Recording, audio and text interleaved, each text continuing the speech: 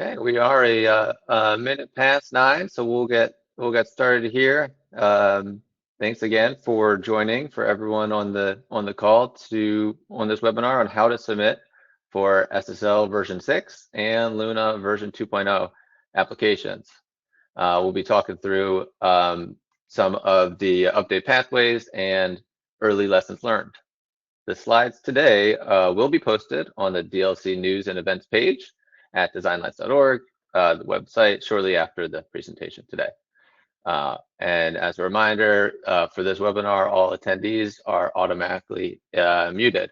However, we do want you to participate if you can through the question and answer pane. And you can see that through the GoToWebinar interface with the question mark icon there. We have staff that will answer questions as they come in. So feel free to put those questions in as you're going through, and then we'll also answer questions at the end.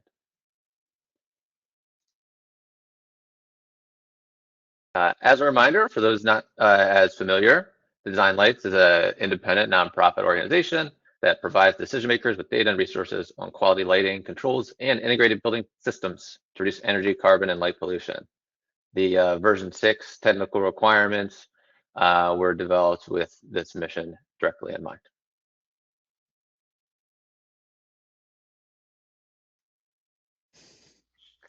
And for the presentation today, myself, Aaron Feldman, Associate Director of Operations. We'll also hear from Leora Radetzky, Senior Lighting Scientist and LUNA Program Director. We also have Dave Ryan here, Senior Technical Operations Manager. Thank you, Dave. And for Q&A, we have Casey Holland, Senior Technical Manager, who will be answering questions and teeing some up for later in the webinar.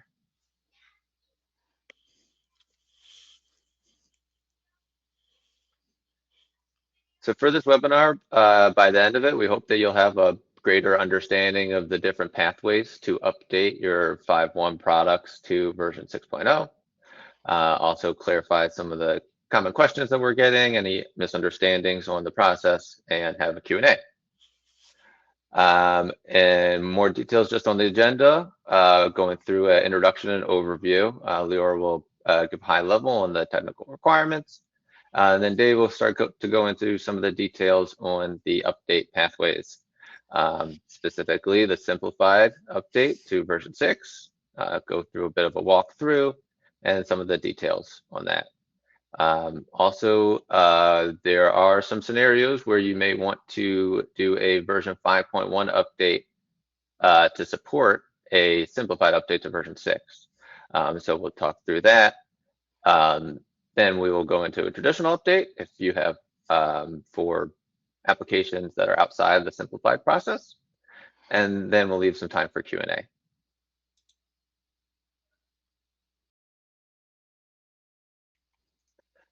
And with that, I will hand it over to Leora to talk on the policy.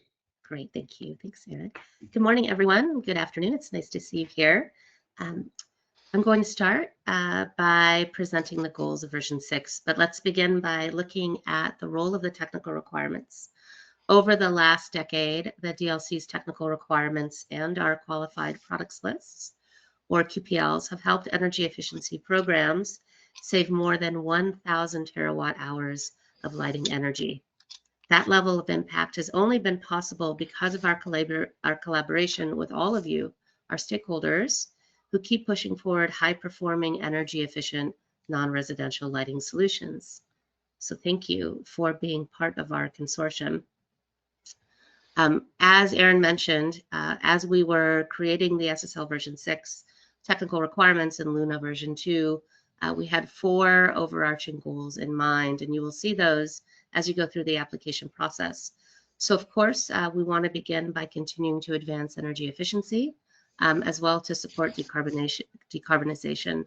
And we do that in a couple of large ways. One is we increased our efficacy thresholds for our luminaires and lamp products, both indoor and outdoor. And we also overhauled our controls requirements to show how they save more energy and provide flexibility in application. We want to continue to drive adoption of controls in order to save more energy and customize the light in application.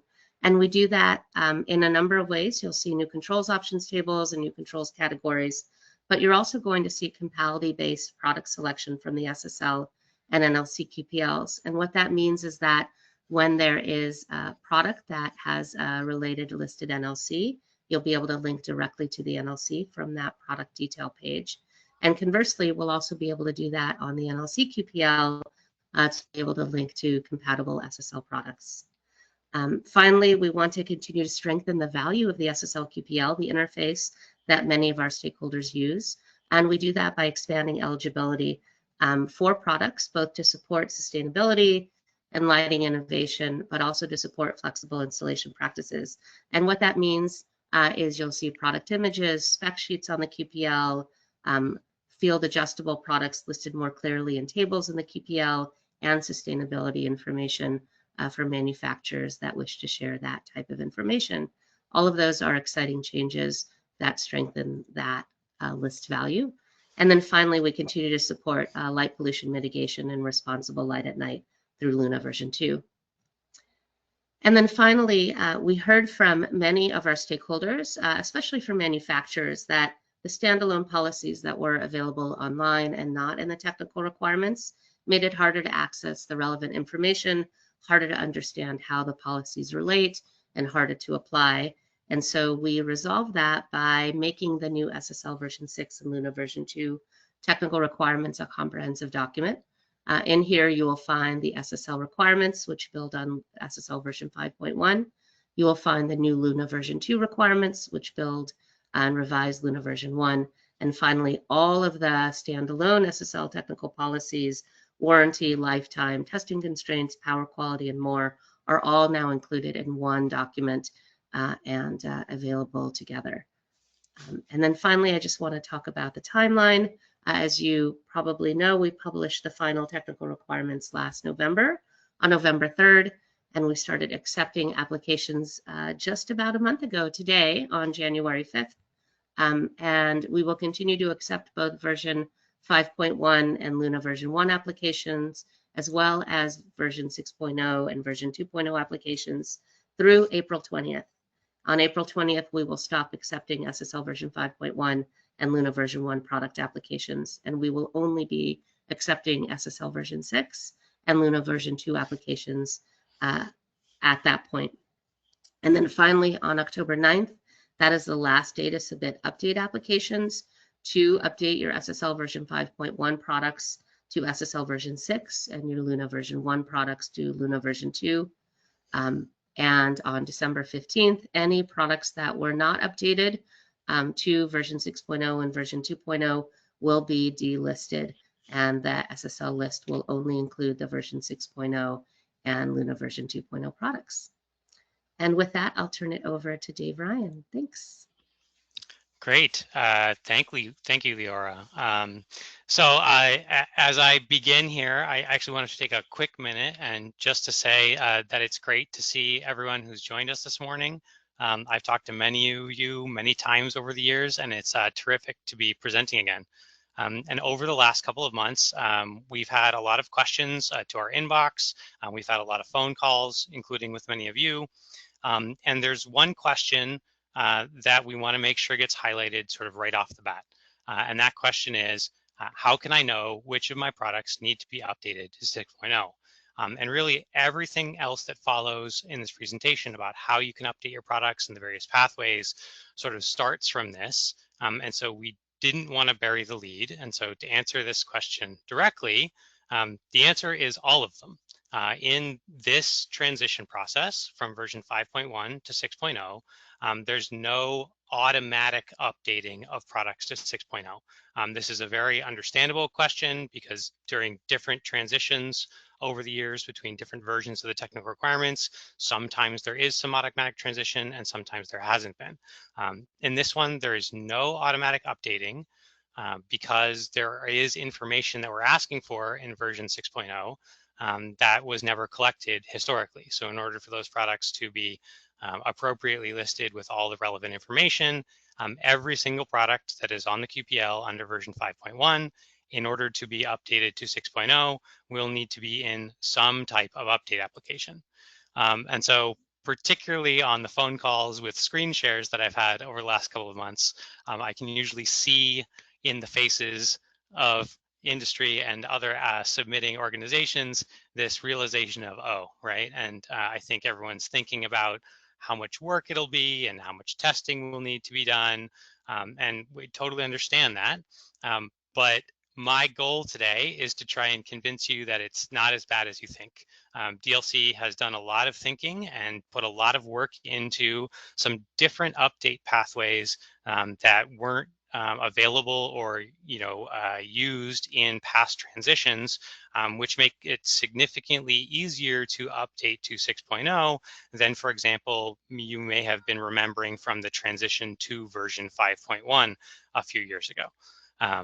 So we'll get into those update pathways here, and hopefully by the end, you'll at least come along with me to believing that it's a little bit more accessible than some of the transitions were in the past. Okay, so diving into the update details, there are multiple what we're going to call pathways for updating your products to 6.0. And this really depends on the current listing information and the disposition of how those products performance information stacks up against the new performance thresholds published in version 6, right? And so there are two primary or basic update pathways. And if you were on the webinar in mid-November that Aaron and Jason Jeanette on our team hosted, giving an overview of the update process and the transition process, these were talked about. And we're going to spend more time on them today, really going through the details of how you can find these things, what information we're asking for, and how they'll be evaluated. So the first is what we're calling a simplified updating process. And this is for products that have not changed since their previous qualification and demonstrate that they meet the 6.0 requirements based on the existing QPL data. Sort of by contrast, there is a traditional or conventional or regular updating process where the products have changed since previous qualification and or the product data that's on the QPL right now does not demonstrate that the performance of the products is in line with the 6.0 thresholds. Sort of that second bullet is, therefore, in order to update to 6.0, the products will have to go through some sort of update to demonstrate that the performance has been improved. So today we'll also be talking about, and Aaron flagged this, a third pathway, or what is a functional third pathway. And this is really something that has come to light as we've been having these discussions over the last couple of months, in that there are certain circumstances where, because the simplified process is so much less burdensome, so much more approachable, so much less costly, that there are certain situations where actually doing a minor update within the 5.1 technical requirements listing can enable products to then take advantage of the simplified products or simplified update application process. So we'll be talking through what those scenarios are today and making sure that everyone understands when and how they could and should be used. All right. Okay. So the first thing we want to talk about is simplified updates. We may also call this simplified update applications, or the simplified update process, or the simplified update pathway. And this is simplified in that it focuses only really on information that we have not gathered previously, and it uses the existing performance information on the product in new ways to help reduce burden on applicants. And we'll spend most of the time today walking through this because most of the products are at least eligible to use this simplified update pathway. So again, restating, the simplified update pathway is for products whose documented performance meets the technical requirements and they have not changed since the previous qualification, whether that's original qualification or a most recent update. The eligibility for this simplified pathway is assessed at the product level, right? So each product was analyzed based on its QPL data directly. And there's sort of two types of products, and there's slightly different contingencies for both. The first is that a product with test data, and so this is traditionally called a parent product on the QPL within a family group. For any product with test data, both the test data for that product and the reported data for that product must meet the version 6 requirements in order for that product to be eligible for 6.0, for the simplified pathway to update to 6.0. Second is that for products without test data, they only have reported data. These are child products within a family group. The reported data alone is sufficient to demonstrate compliance with 6.0 and make a product eligible for updating via the simplified update pathway. So if you sort of think about those and start to combine them together, you'll realize some implications of how this simplified product process works. But to talk about it directly and on point, for family groups, if child products are eligible for a simplified update, it is possible and allowable for them to update to 6.0, even if parent products are not eligible for the simplified pathway and do not update to 6.0, either through the same application or through an application down the road.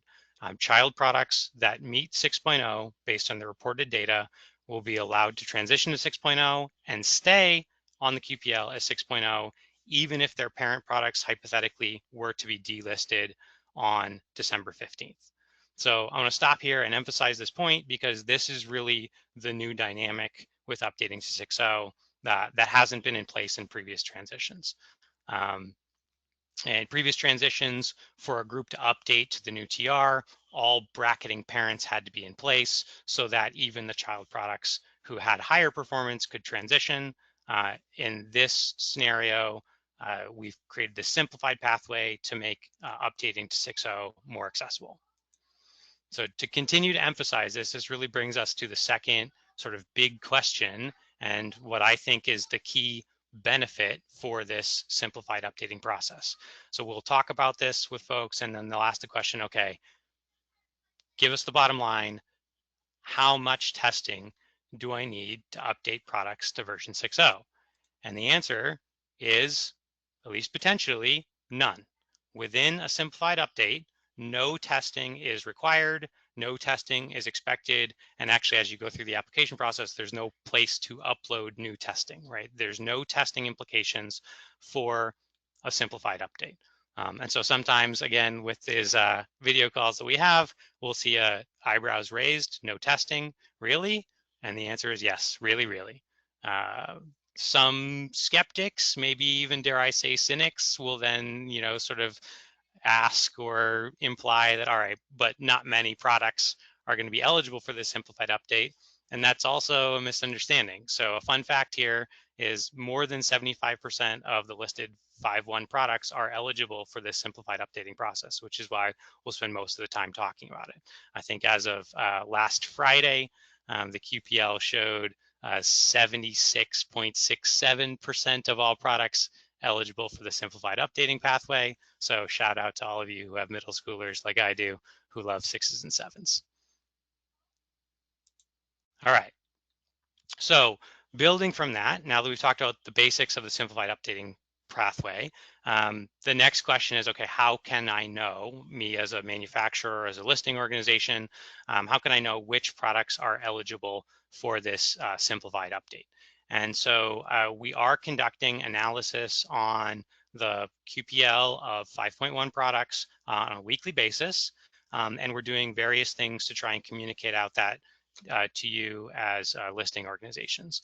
And so the first round of this was that we sent some targeted communication to every manufacturer who has products listed on the QPL in the second week of December.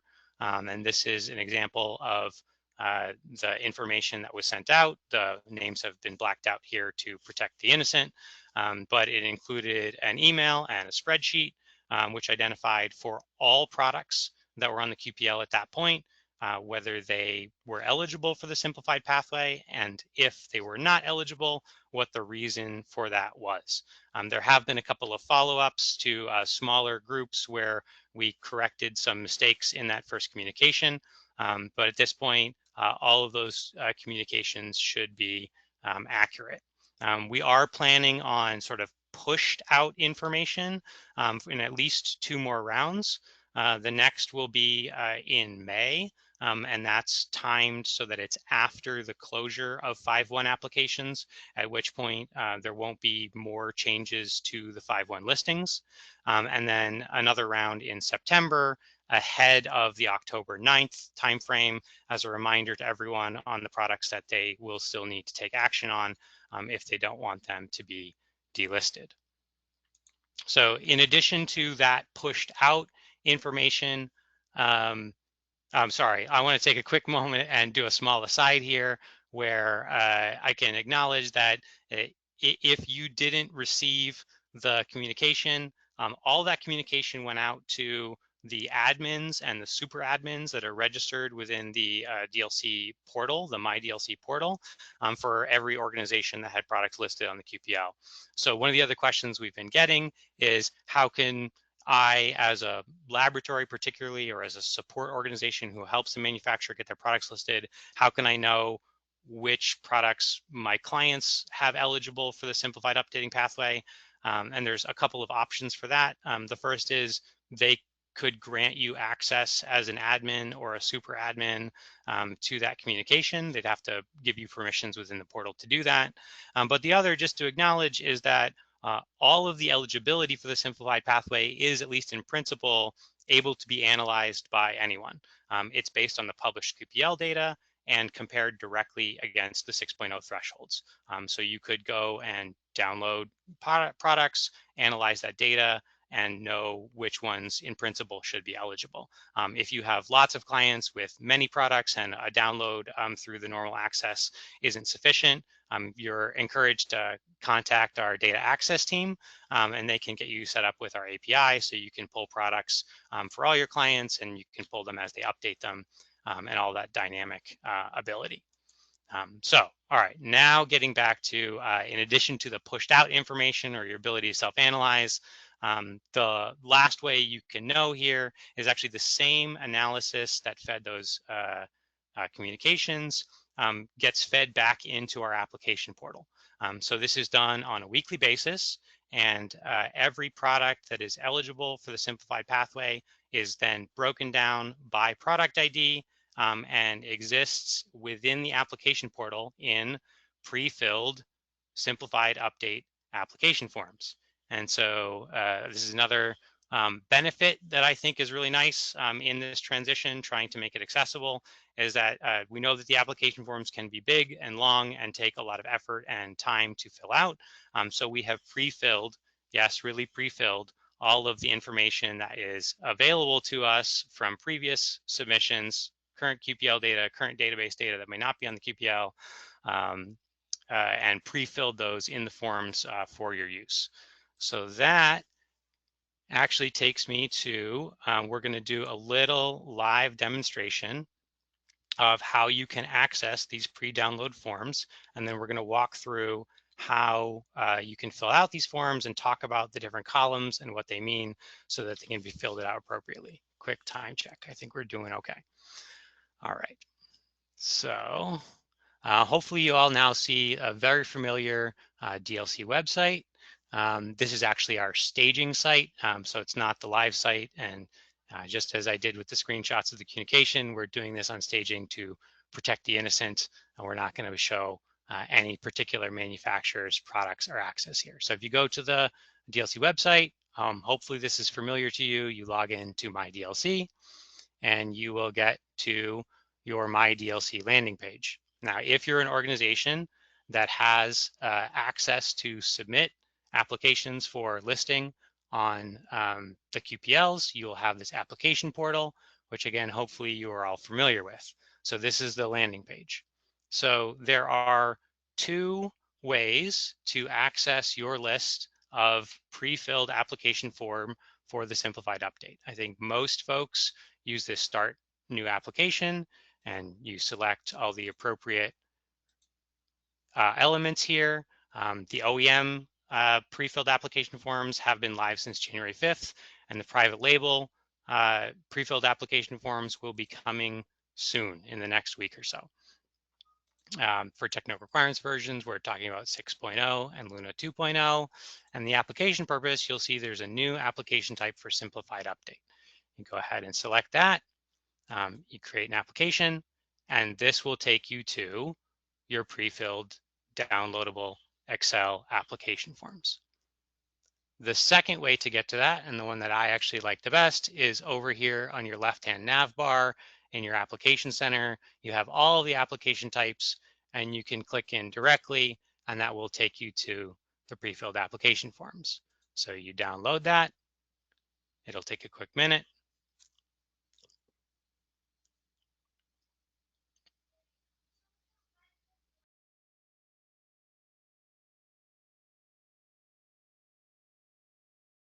Here we go. And this will take you to a pre-filled, downloaded application form. Okay. And so this is just a test app, a dummy app that we created in the system. But to expound upon this a little bit and talk about how to fill these forms out, highlight some of the key policy changes, the new information, the new style of information that we need within 6.0, and what you'll need to update as you go through this simplified updating process. We'll walk through a example application. So here is our imagined product line that is currently qualified to version 5.1. And for what it's worth, we're going to imagine that this product is qualified for version 5.1 premium. It's an area light. It has some field adjustable light output functionality. It has some non-performance affecting housing color options, and it has a whole set of controls options. It is settable for different CCTs via toggle switch on the luminaire. It is settable for different light outputs via toggle switch on the luminaire. All versions are dimmable. And this particular product, really just to highlight some of the needed information in the application form, we're going to imagine that it is a standard component FALD product, and it comes pre-installed with T3 optics, but has switchable lenses that allow you to change the IES distribution type. Finally, because it's an area light, and very commonly these have some ability to tilt slightly to match the road slope, we're going to imagine that this product allows leveling with the road surface. So we'll click back and forth between this and the application form a couple times as we sort of walk through it. So this is an example of the pre-filled application form that you'll see when you download this product for a simplified update. And the highlights here won't be in your application form. This is to show which columns will be pre-filled with information. The product ID, which hopefully is familiar, but it's the unique key on the DLC database and on the DLC QPL that identifies this unique listing. The primary use designation, and this will be pre-filled with either the existing primary use designation of the product in 5.1, or for the primary use designations that have changed slightly between 5.1 and 6.0, this will pre-fill out with the 6.0 primary use. So particularly for the specialty categories that are transitioning to a non-specialty PUD, or the previously described full cutoff or non-full cutoff wall-mounted area luminaires that are now called zero uplight or non-zero uplight luminaires. This will pre-fill with the correct PUD name. The classification will pre-fill with the analyzed eligible classification of the product. So if the product is currently premium and in the comparison against the 6.0 thresholds, it appears to meet the premium thresholds for V6.0, it will pre-populate as premium. If the analysis was that it does not meet the premium requirements and does meet the standard requirements, this will pre-populate as the standard classification. Voltage pre-populates with the voltages from the current listing. The model number, and we'll come back to this next because this is a key thing that you'll have to pay attention to, is how your model number is structured. But the model number will pre-download with the existing model number of the products on the QPL. the driver model, the field adjustable light output will pre-download with however the disposition is for FALO on the current listing. And then field adjustable light distribution will pre-download with the same information from the current listing. Any of the unhighlighted columns here are new information that we're going to be asking for that we don't currently have in the database, so those won't be filled out. All of the columns here are designed to do one of two things: either collect new information on the product, or it's an acknowledgement that this information could potentially change from a 5.1 listing to a 6.0 listing because of policy changes between 5.1 and 6.0. So the request here, sort of most broadly, is you should only be changing the pre-filled information if that change is compelled because of the differences between 5.1 and 6.0. This is not intended as an opportunity for you to choose to update things for marketing purposes, expansion of the number of products that are qualified purposes, or anything other than a policy-driven requirement about how these values might need to change. All right. So from there, I actually have an additional tab, which I'll unhide at this point, where we'll walk through how this pre-downloaded table would need to be filled out and updated, and then we'll walk through the additional tabs as we talk about this. So on this tab, the highlighted information is now the information that I've either added or changed from the pre-downloaded form. The first thing I want to talk about is the model number, right? So the previously qualified model number had this structure at the end where it was all options. And if we go back to the product specification, those options include housing colors and controls options. And under 5.1, this structure of a model number was completely acceptable. All of those variations were eligible, and they were all eligible in the same manner.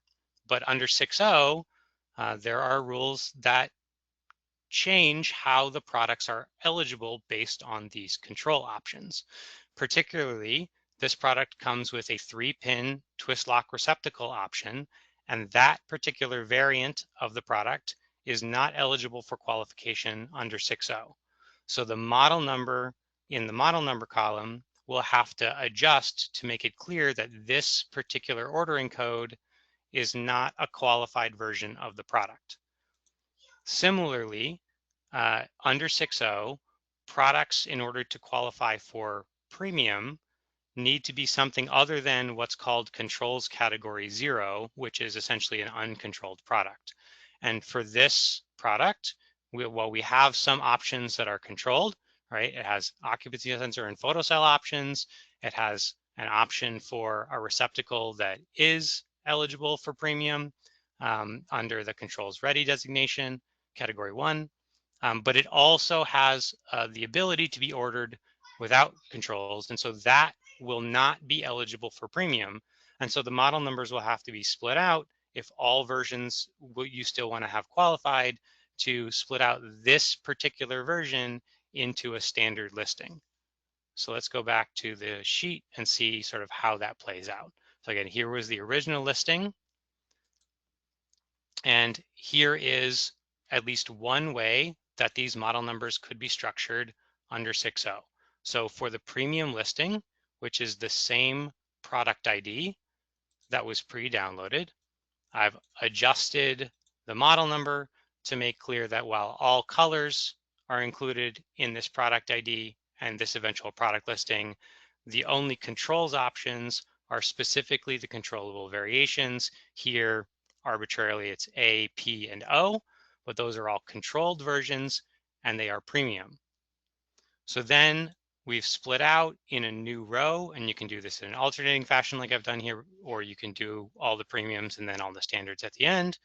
But this version is explicitly and intentionally a blank in that controls option ordering code position, right? So this is the uncontrolled version, And as you can see, this has a classification of standard. So I've done this with the other variation as well, breaking it down in the same way. This is not the only way you can do this. We're not restrictive on exactly what the format has to be. So as just examples on other possibilities, you could structure the premium line where it's all controls except 3P and blank. Instead of an inclusive model number, it's an exclusive model number. That would be fine. And then you could even, because all colors are qualifiable, you could have it all options except 3P and blank. Any of these would be fine. The key in the review and what the reviewer will be looking for is it clear and is it specific, and does it have the appropriate inclusions or exclusions to make sure that the versions that are applying for premium listing under 6.0 are eligible for 6.0 under premium, and the versions that are applying for standard are eligible under standard. So hopefully that makes sense. If you have questions, drop them in the chat, and we can certainly talk about them at the end of this or on any follow-ups. So what this then brings us to is, I want to come back to the beginning columns of the application form and talk about this reference product ID. So the product ID column will pre-populate for any of the products that are already on the QPL. But in this case, and this will be a common case, we've seen this quite a bit over the first month, there's a need to split out these versions because of the new rules on standard and premium. This second product will need to be eventually a new product with a new product ID on the QPL under a standard listing. So because this product has been split out from row 10, this reference product ID column is to give us and our IT system a reference as to which product this new row is coming from. And this will enable all the performance information that you don't see on the sheet, rated lumens, rated efficacy, CCT, et cetera, to be pulled into the eventual listing for the second product. So there is some help text in row 5 that describes how to use this, but that's what the purpose of this reference product ID column is.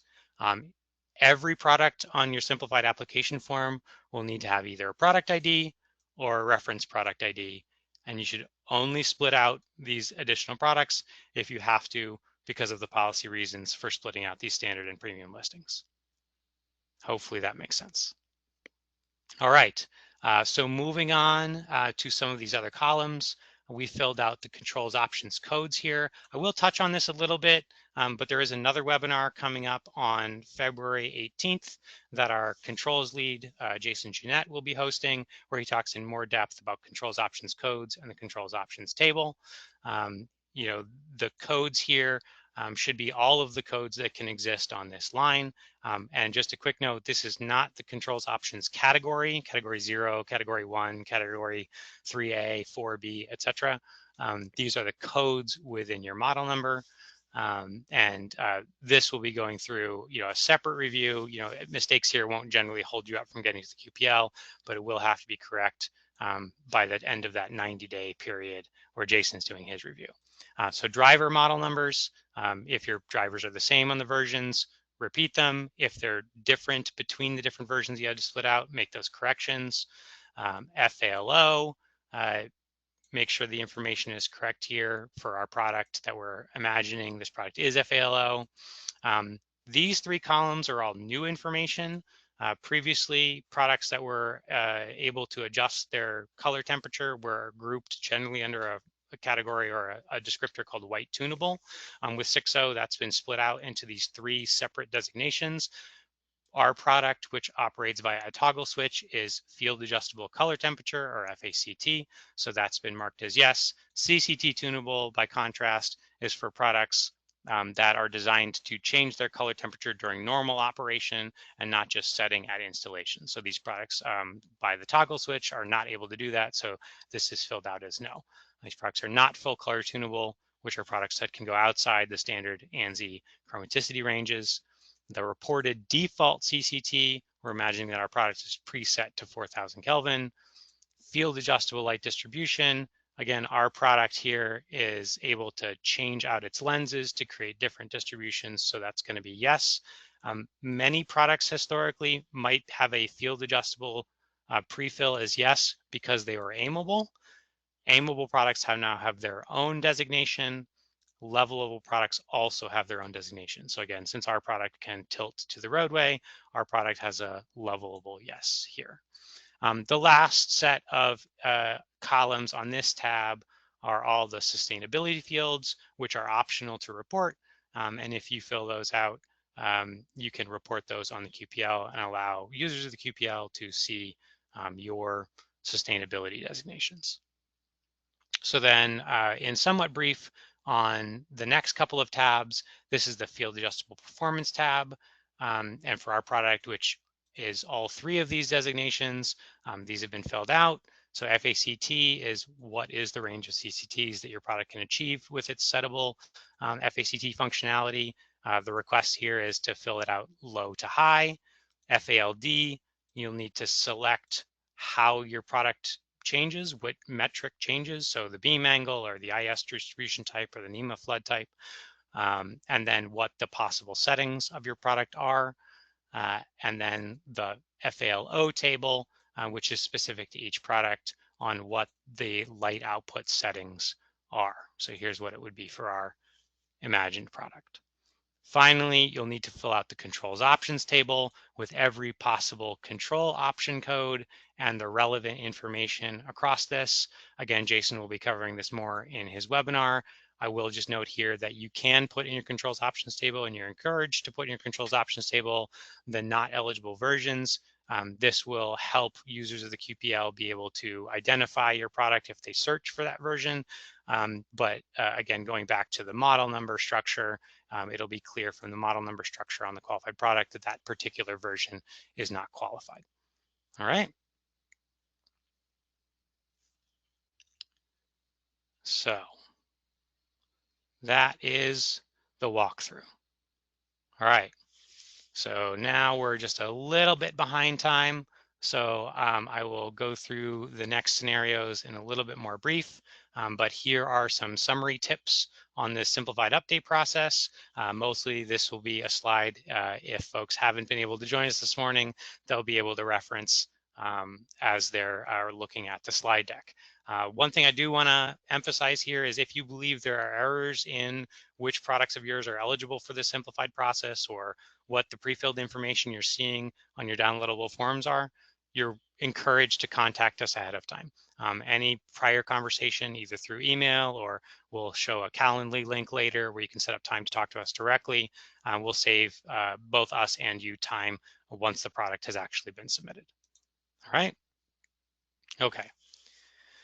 So the next scenario here is, as Aaron mentioned at the beginning, 5.1 updates. And so why are we talking about 5.1 updates when we're really focused on how to get your products to 6.0? Well, there are certain scenarios where updating your products within the 5.1 technical requirements listings will enable your products to then take a simplified pathway to update to 6.0.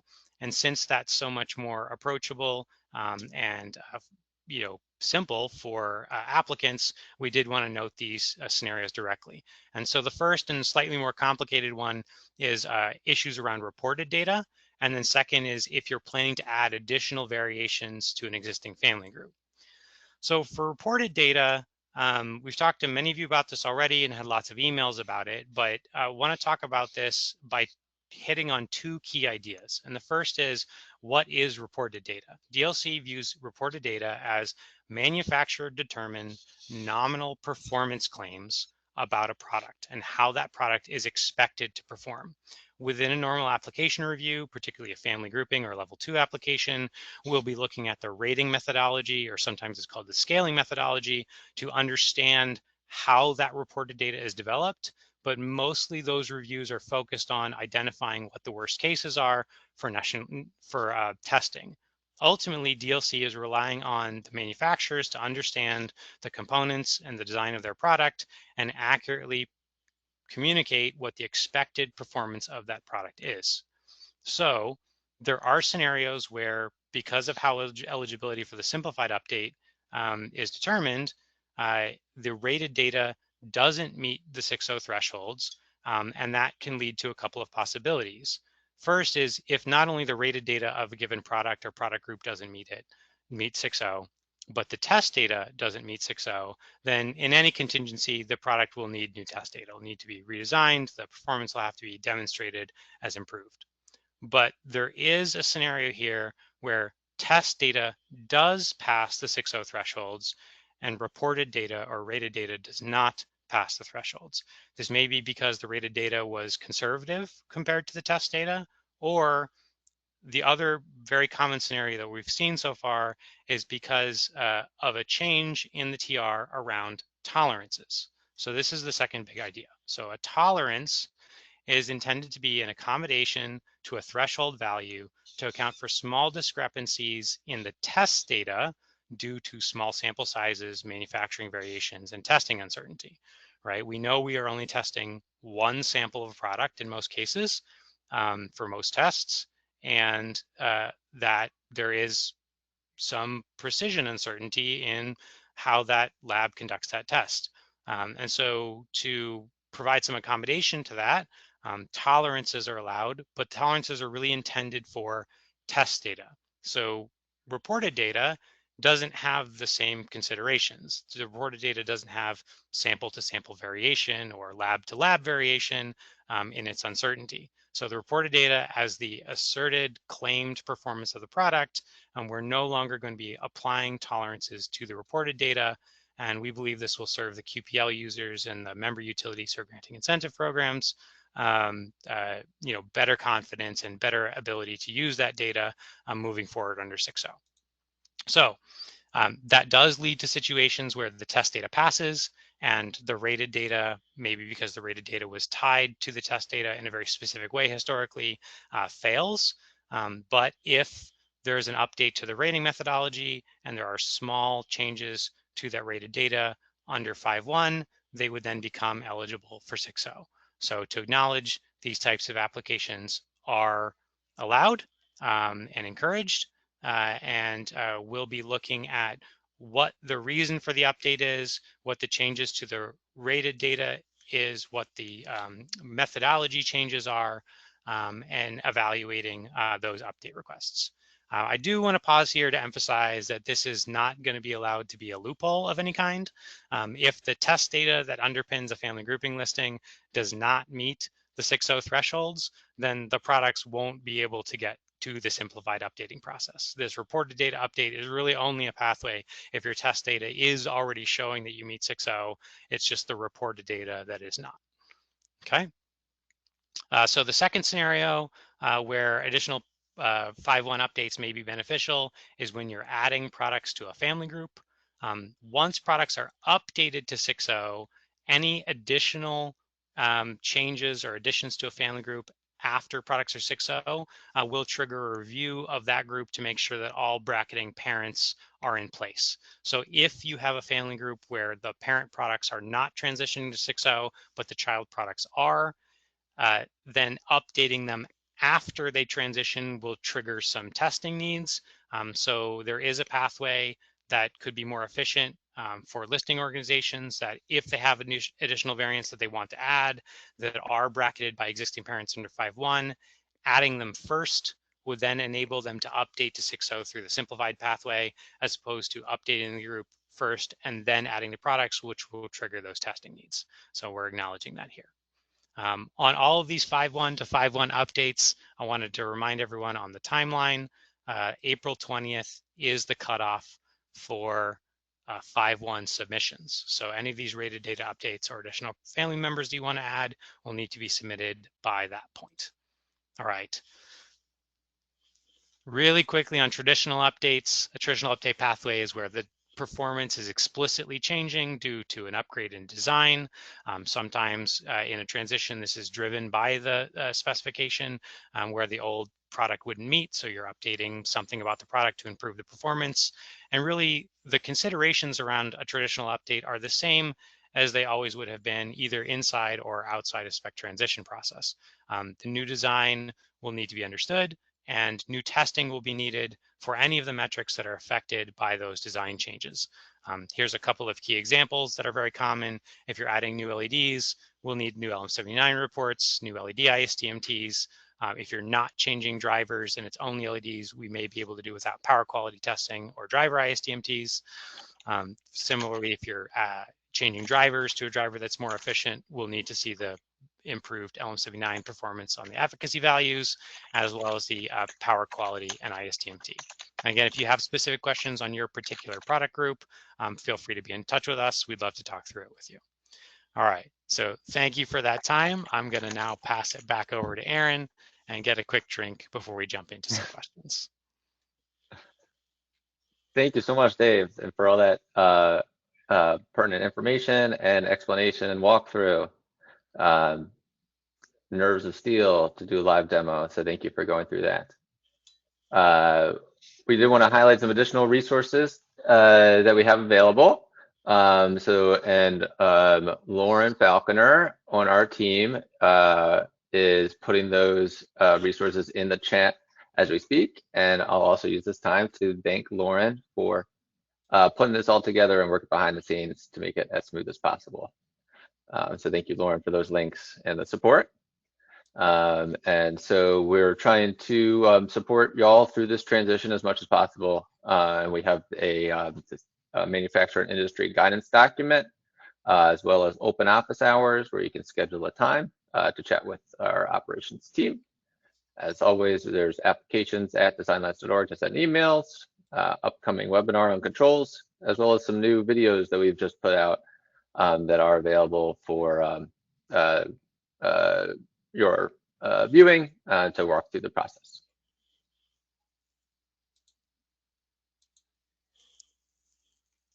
And lastly, I wanted to highlight also the technical requirements document as a good reference for everyone to have that goes into all the technical details on what is explicitly required through the policy.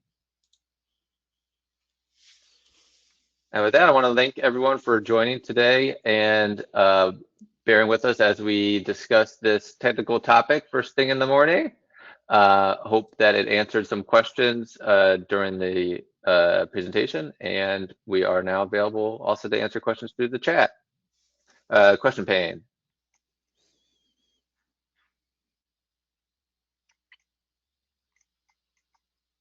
Casey, did you have some questions teed up ready for us?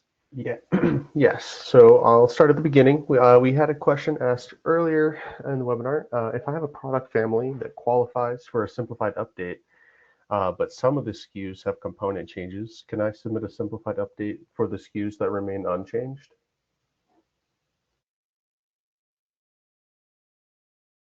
Yes. Yeah, thanks for the question. So essentially, specifically, if the components on some products have changed but not others in the family, can you update only those in the family that haven't changed?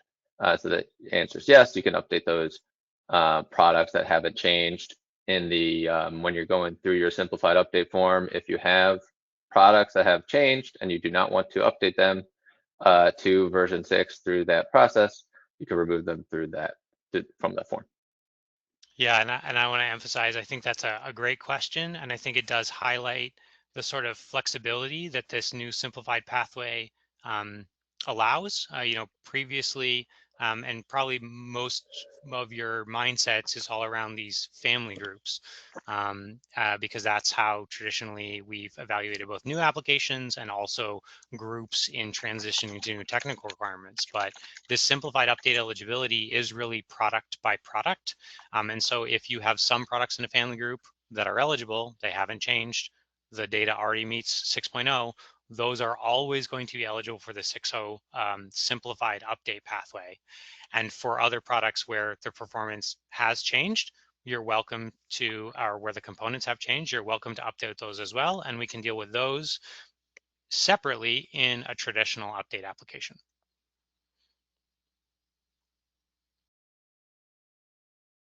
All right, thank you. Next question up here is, in the pre-filled app form, can I change the PUD category when submitting a simplified update? Yeah, so let me jump in on this and I'll answer the question directly, but give the caveats. So you can, right? You have the physical ability to do so. We have granted that ability to do so because the PUDs might need to change because of the technical requirements. But if you want to have your favorite Spider-Man quote, everyone's favorite Spider-Man quote in there is, please use that power responsibly. The tradition or the simplified update pathway is not intended for you to make changes that you are choosing to make. If you want to qualify a product in a new PUD versus in the PUD that it was before. If you want to do that, it should be outside the simplified process in a regular update application. And what's in the simplified update should only be changed. The pre-filled information should only be changed if that's required because of changes to the TR, right? So if you have a particular question on your specific family group, please be in contact with us and we'll make sure you get very specific to that family group guidance on it. But the can is you do have the ability to do that. The spreadsheet will allow you to change it. But as a question of policy, you should only be making that change if you have to due to the TR changes. All right, thanks, Dave. Another question more specific to the mechanics. Whenever you were creating the worksheet tab to work off of, you just duplicated the main tab. Is that correct?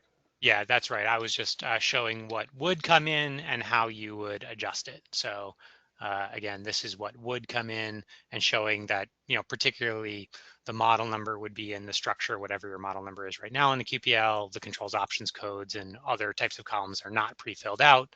And then just for presentation purposes, I duplicated that myself. You would be doing those edits in the original tab of the spreadsheet, right?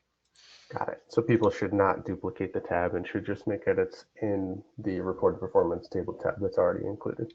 Correct. My apologies if that was confusing. Don't duplicate the tab, just edit your tab as needed. I was just trying to highlight those differences for presentation purposes. Yeah, thank you. All right. If we have some premium listings that don't meet the new premium requirements, but they do meet standard, will the simplified update path update these listings to standard only? Yes, it will. And I think there's a couple of contingencies there. If the products are currently premium but don't meet premium because of identifiable information on the QPL already. So for example, efficacy will be the most common one here. Your efficacy met the 5.1 premium requirements, but it doesn't meet the 6.0 premium requirements. It sort of only meets the 6.0 standard requirements. Then the pre-filled form will pre-fill those products as standard. Even though they're premium now, it will pre-fill those as what they're expected to be based on the current performance data in 6.0. By contrast, the existing QPL information and therefore the analysis doesn't have all these controls options considerations. So if something pre-fills as premium and you know that the product is uncontrolled, so it's not category 1 through 6, right? It's controls category 0, then that will be changed to standard during the review process. So you could save us a quick step there and change it to standard on your application form itself. And if not, that'll be caught by the reviewer and changed to standard during the review before publishing as 6.0. Thanks, Dave. All right, just recognize we got about 1 minute left, so I'll ask one last question to wrap us up here, and let me see if there's any still marked as needing to be answered live or that are particularly valuable insights for everyone. Yeah, I see, I see one question regarding cut sheets or specification sheets and product images. I know we didn't focus too much on those aspects of the submission process today. Those are required for simplified update applications. And once you upload your application Excel form that Dave was showing earlier, you'll be entered into the questionnaire on the application where you will upload files that you typically do, such as product specification sheets. And from there, you'll be able to associate those spec sheets to the products that you're including in your application form, as well as upload images or use template images for your products and associate them in the application. Dave, if you don't mind going back, I think maybe 1 or 2 slides. Mhm. Yes, that image submission video tutorial will has a walkthrough from that process.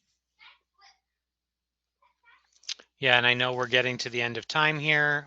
Just want to thank everyone for joining us again today. It was great to see all your names, and I look forward to seeing more of your faces here in the coming months. And we do have lots of questions in the question pane. We do have all of them. We'll be able to follow up with you on your questions after the webinar via email. So. Yes.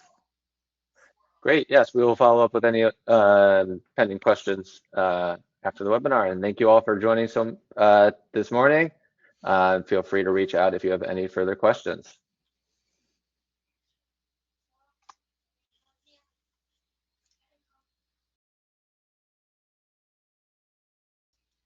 Thank you and have a great rest of your day.